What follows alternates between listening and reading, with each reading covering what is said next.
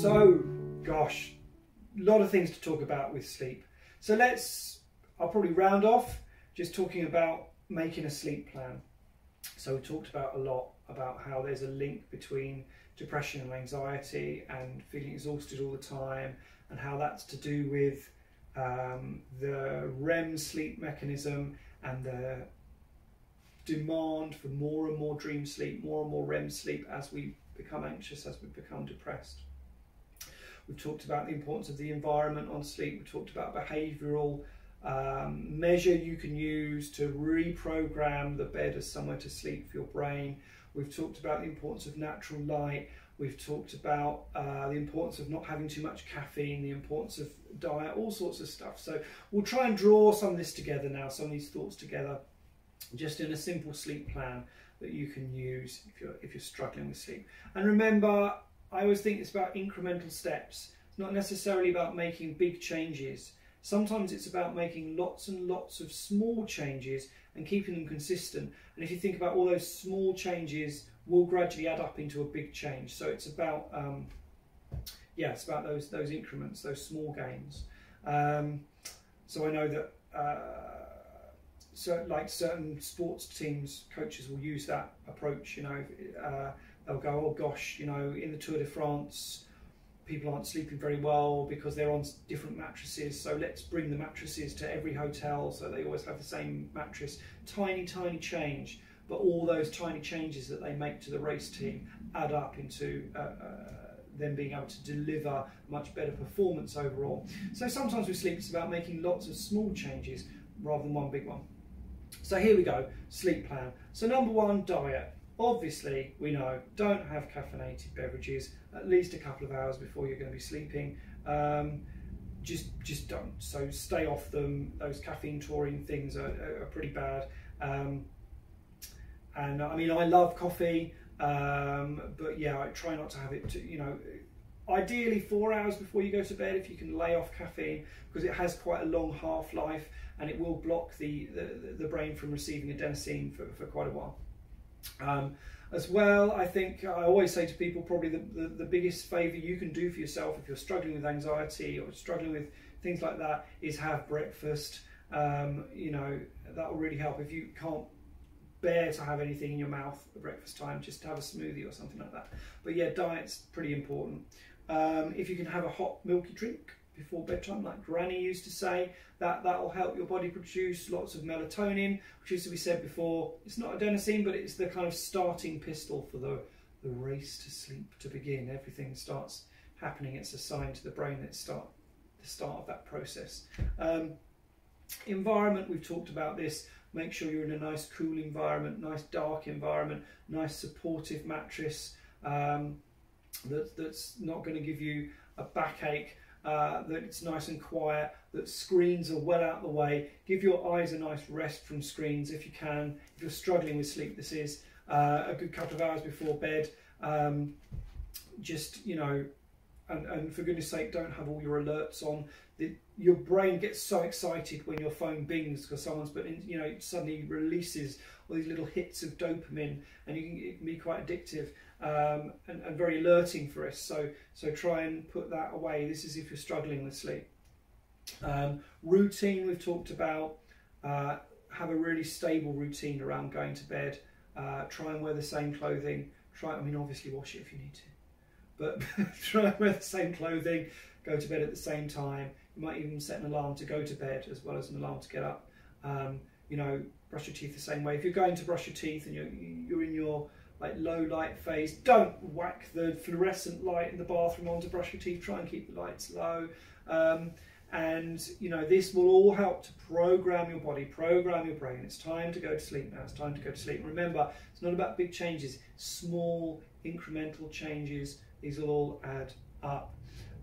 Access to light. If you're someone that's struggling with sleep, tired all the time, make sure you have access to natural light. Make sure that your body's getting these messages, the sun's coming up, the sun's coming down, This would really be helpful. And if you've got loads and loads of artificial lights around, maybe dump those down, especially in your sleeping area. And remember, the bedroom, this needs to be, don't confuse your brain about what the bedroom is for. okay?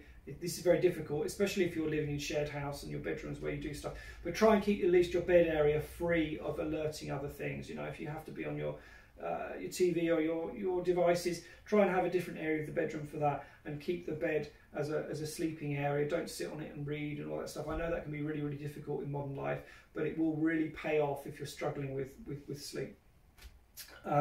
Relaxation is great if you're struggling to sleep. You know, giving your body a chance to relax before you hit the pillow, it's going to really be good. And I'd say 20 to 45 minutes is a good time for relaxation. There are so many relaxation scripts available on YouTube. If you don't have one, my advice to you is find one with a script, like a narration with a spoken voice that you don't hate, because some of them are quite nasal and quite like yonkers or whatever, and that really grinds my gears a little bit. So I have, when I'm working and I'm doing relaxation, I have what I call my creamy dream voice that's like, okay, so now we're going to do this. Whenever I hear myself on a recording of it, I think, oh my goodness, that's a bit rapey. But it, you know, find something with a vocal that works for you. If you're not sure what sort of relaxation to find, you can have a look for what's called progressive muscular relaxation. Progressive muscular relaxation, sometimes called the Jacobson technique. And this is just a sort of body scan where you tense and release different muscle groups. And it works really well by just releasing endorphins into the bloodstream. So you can't really get it wrong. You know, it's good. And relaxation, I think I've spoken about this before, like any other intervention, you need to practice it over and over again. The first few times you do it, not going to work. Don't expect it to work the first few times. Just get into the practice of doing it. It's like anything new, okay? I'm learning piano at the moment, as I'm sure I've bored you to death with. And when I first started, it was pretty awful. Okay, now I'm 2 years in, it's a lot better, but you can't expect to do anything the first time and it be really good. And so why we expect relaxation and stuff like that to work the first time, I don't know. I don't know why we bring that expectation to it. Brain retraining, we've talked about that a lot. So yeah, the environment of the bed needs to be for sleep. We've touched on that. I'm not going to go into that too much more. If you're someone that constantly you're running arguments and conversations you've had maybe with loved ones or with people through your head and it's keeping you awake, or maybe you've gone through a relationship breakdown and that's constantly in your mind, it can be really exhausting, and it can really drive a need for more and more REM sleep. And we remember that the more REM sleep we're having, the less restful sleep we're having. We need REM sleep, but too much REM sleep is going to rob us of restful sleep. So one of the things I sometimes get my clients to do is to tell their subconscious a story in order to kid it into thinking that it's already dealt with that thing. So for example, yeah, we'll go back to let's say my boss has had a real go at me at work. It sounds like I've got a terrible boss, doesn't it? But I've not. She's very good, actually, if you're listening, Nancy.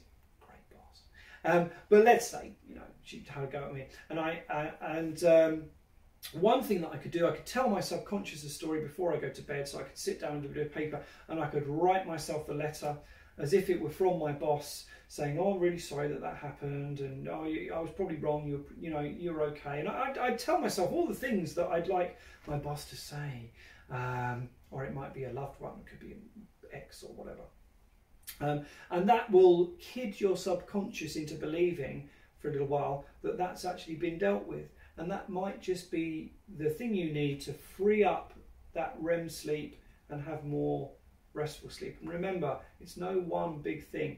It's a series of small incremental changes, incremental gains that add up to slightly more restful sleep. And if we can just claw back 10 or 20 minutes, maybe 30 minutes more restful sleep, that's going to have a knock-on impact on your ability to cope with the day the next day. Okay, and yeah, physical cues, going back to this thing, easier to fall asleep in a cool room than it is in a hot room.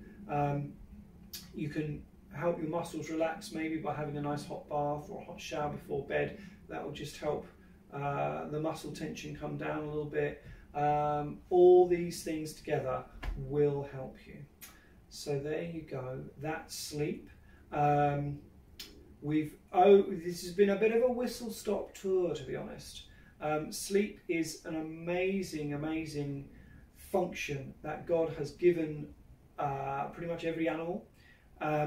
Different animals sleep in different ways. So, for example, birds have found a way of sleeping so that half their brain stays awake and they don't fall off their perch, but the other half of their brain is asleep, and then at one point in the night kind of switches over and the other half of the brain gets to rest and the other half stays awake. Human beings, we sleep in a different way, but every single animal needs to sleep. It's a universal requirement. So, and God's put it there for a reason. All right, I don't know. Maybe when I get to heaven, I won't need to sleep. I'm guessing probably not. I'll have a different sort of body maybe that doesn't need to sleep. I'm hoping it won't need to sleep, because there's a lot in heaven that I really want to be awake to see. But for now, God's given us this wonderful restorative function of sleep. And to be honest, sometimes if you're suffering in your mental health, then sleep can be a real blessing. Or if you're in physical pain, man, sleep can be a real blessing. So I commend it to you. I pray that you will have restorative and restful sleep and better sleep as a result of watching these things. And yeah, good night and God bless.